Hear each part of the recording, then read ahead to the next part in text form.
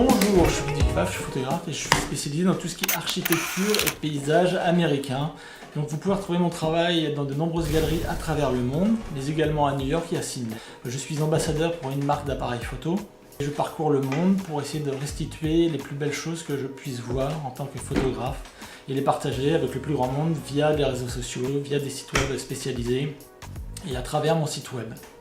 Donc aujourd'hui je suis là pour vous parler en fait de ma manière de travailler les photos sous Lightroom et je vais en profiter pour vous parler du moniteur que j'utilise pour faire mes retouches photos, qui est un moniteur BenQ SW271. Alors c'est un moniteur qui est un moniteur dédié aux professionnels de la photographie qui va vous permettre d'avoir un espace colorimétrique Adobe RGB sRGB couvert à 99%. C'est un moniteur 27 pouces qui est 4K HDR et 10 bits. Alors que m'apporte ce moniteur pour moi qui suis photographe par rapport à un moniteur standard? En même temps, c'est un moniteur qui est 4K qui va vous permettre d'avoir un détail au niveau des retouches que vous ne trouverez pas sur un moniteur HD. Vous avez une couverture des espaces colorimétriques qui sont couverts donc à 99% comme je vous le disais.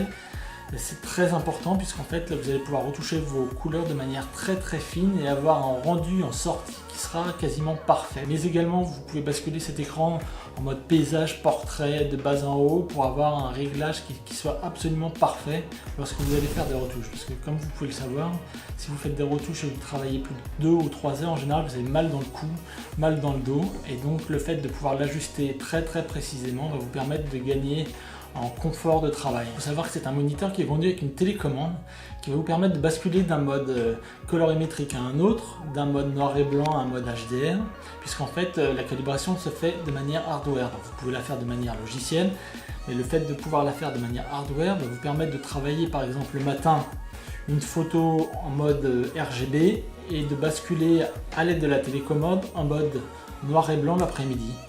Donc on va commencer la retouche photo, je vais vous montrer comment je fais. On va commencer par récupérer un peu de lumière parce qu'elle est assez sombre. Donc on va augmenter un petit peu l'exposition. Ensuite on va aller récupérer un peu de lumière. Là on est beaucoup trop haut dans les noirs. Ensuite, merde, dans les noirs. Je pense qu'au niveau des noirs on est pas mal. La luminosité c'était pas mal vu. Et au niveau du contraste, on va rester à peu près 15, 16, 17, 18, voilà.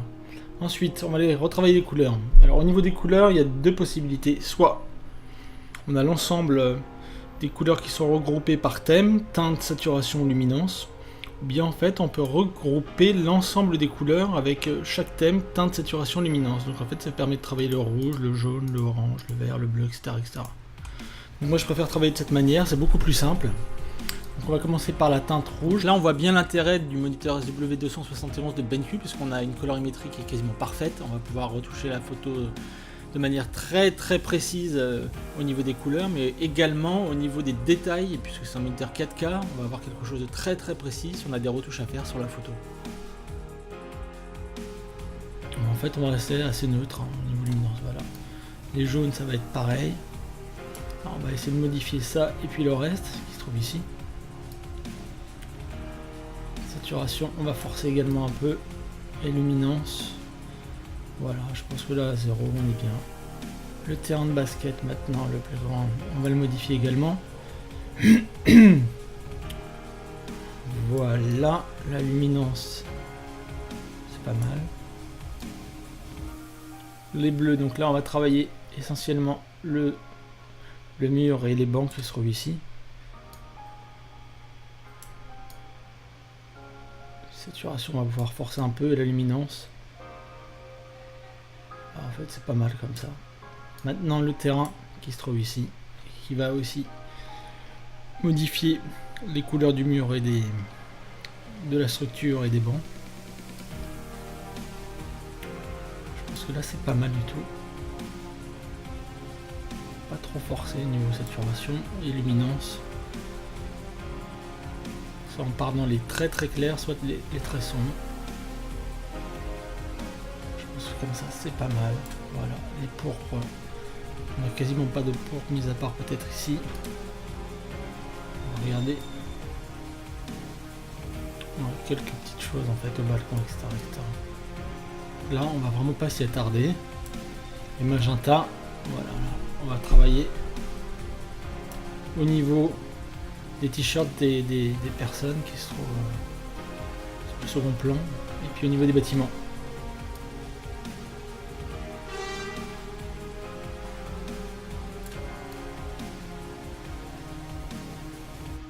Voilà, je pense que c'est pas mal comme ça.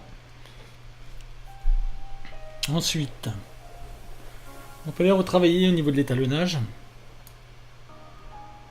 Donc là, on va modifier totalement. Voilà, on va se remettre en plus grand. On va pousser un peu vers les verts.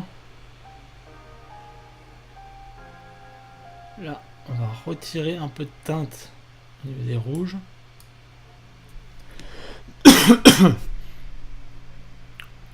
Au niveau saturation, soit on y va à fond, soit on baisse.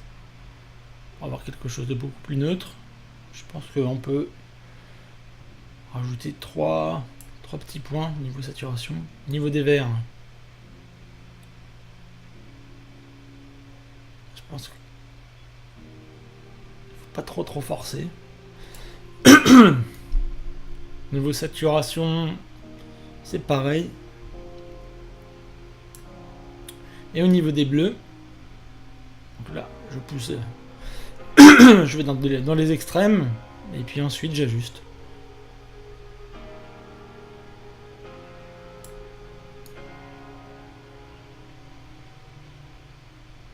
Voilà, je pense qu'on est pas mal du tout là.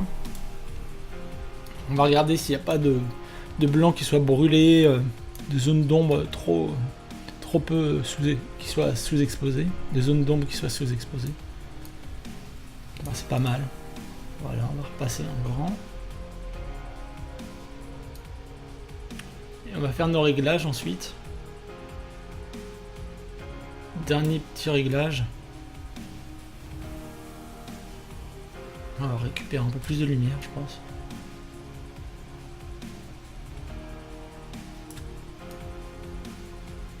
Les noirs ils sont pas mal comme ils sont là.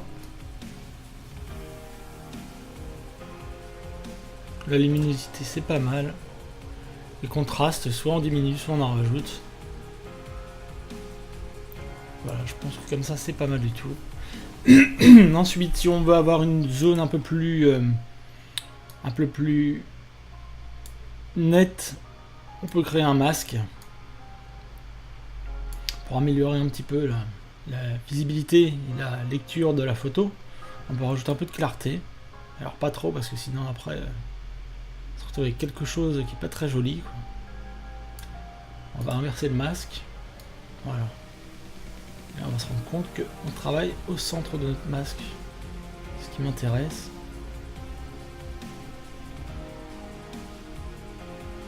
Pas trop en rajouter. Saturation il m'a baissé, je sais pas pourquoi. Voilà, une netteté on peut en rajouter également un petit peu. Ça on aura une zone beaucoup plus visible. Voilà.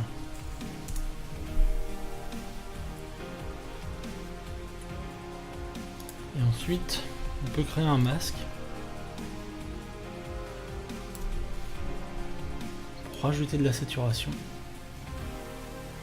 Alors voilà, c'est terminé, j'espère que vous avez apprécié. Si vous avez aimé, n'hésitez pas à liker et à commenter et je répondrai à toutes vos questions.